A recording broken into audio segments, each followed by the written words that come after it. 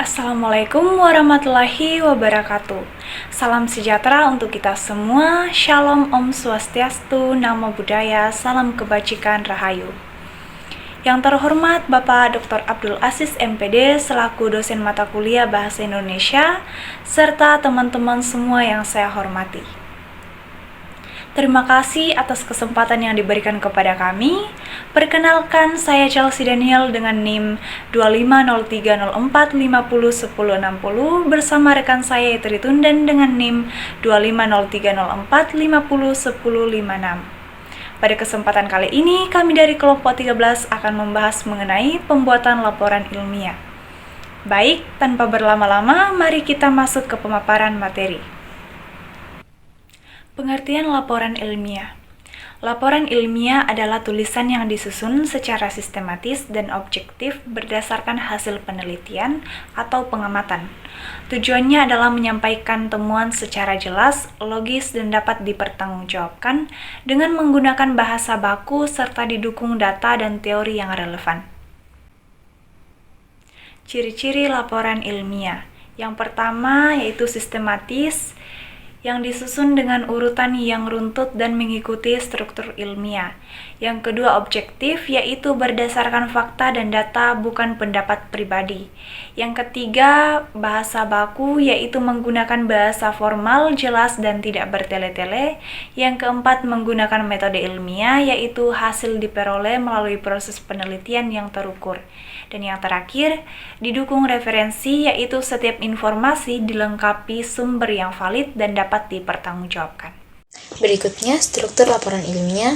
Yang pertama judul, yaitu menunjukkan topik penelitian secara jelas. Yang kedua abstrak, yaitu ringkasan singkat tentang tujuan, metode, hasil, dan kesimpulan. Yang ketiga pendahuluan, yaitu latar belakang, rumusan masalah, dan tujuan penelitian. Yang keempat landasan teori, yaitu teori atau konsep yang mendukung penelitian. Yang kelima metode penelitian, yaitu cara pengumpulan dan analisis data. Yang keenam hasil penelitian, yaitu penyajian data atau temuan utama. Yang ketujuh pembahasan, itu penjelasan dan interpretasi hasil penelitian. Yang ke-8 kesimpulan dan saran, yaitu ringkasan temuan dan rekomendasi. Yang ke-9 daftar pustaka, yaitu sumber referensi yang digunakan. Yang ke-10 lampiran, yaitu dokumen pendukung sebagai tabel, grafik, atau instrumen penelitian. Selanjutnya, yaitu pembuatan laporan ilmiah. Yang pertama, menentukan tujuan laporan dengan menjelaskan alasan dan target yang ingin dicapai dari penyusunan laporan. Yang kedua, menyusun kerangka berpikir dengan membuat alur logis dari latar belakang hingga kesimpulan agar laporan mudah dipahami. Yang ketiga, mengelola data penelitian dengan mengumpulkan, menganalisis, dan menafsirkan data sesuai metode ilmiah.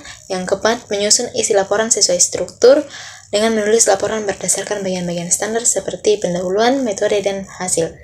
Yang terakhir, menjaga konsistensi bahasa dan format, menggunakan bahasa baku, gaya penulisan yang rapi, serta mengikuti pedoman penulisan yang berlaku. Persiapan pembuatan laporan ilmiah. Yang pertama, menentukan topik dengan memilih topik yang relevan, menarik, dan sesuai tujuan penelitian. Yang kedua, menentukan tujuan penelitian dengan menetapkan apa yang ingin dicapai dari laporan yang akan dibuat. Yang ketiga, mengumpulkan data dan referensi dengan mencari sumber yang valid seperti jurnal, buku, dan dokumen resmi. Yang keempat, membuat kerangka laporan atau outline dengan menyusun struktur awal agar penyusunan laporan lebih tertera.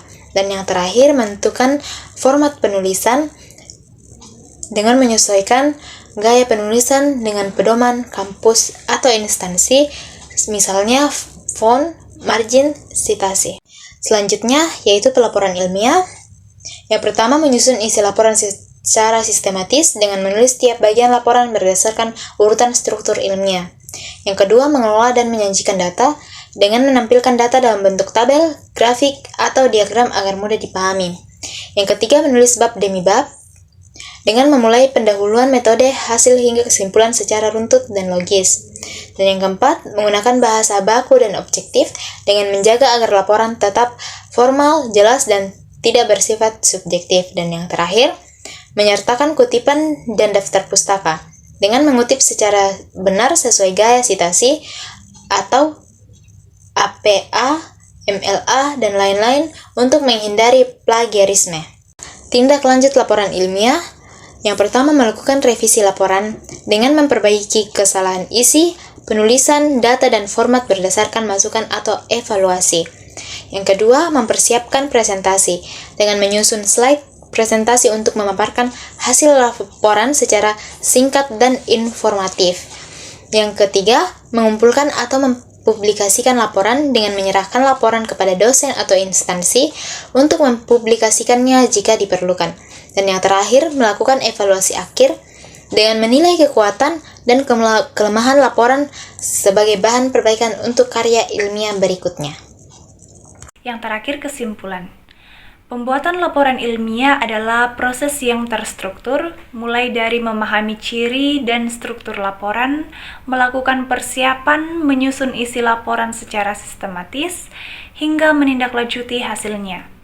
Dengan mengikuti langkah-langkah tersebut, laporan ilmiah dapat disusun secara jelas, objektif, dan dapat dipertanggungjawabkan. Demikianlah pemaparan materi dari kami mengenai pembuatan laporan ilmiah. Semoga penjelasan yang kami berikan dapat bermanfaat. Apabila ada pertanyaan, masukan, atau tanggapan, silakan tulis di kolom komentar dan kami akan dengan senang hati menanggapinya. Terima kasih atas perhatian dan waktu yang diberikan. Wassalamualaikum warahmatullahi wabarakatuh.